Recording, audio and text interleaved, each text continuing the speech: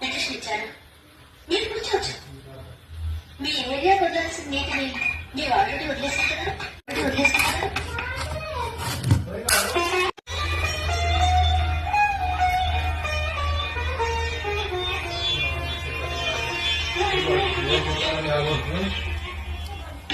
సంవత్సరానికి 5 నెలలు నీటి వదలాలి.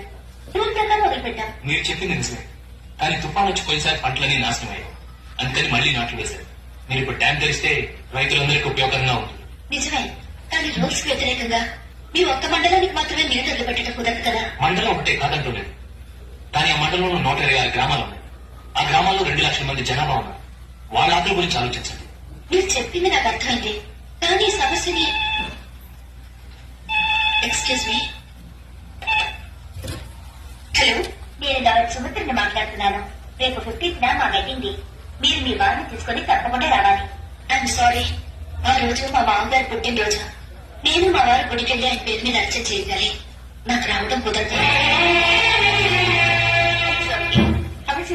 మా అబ్బాయా?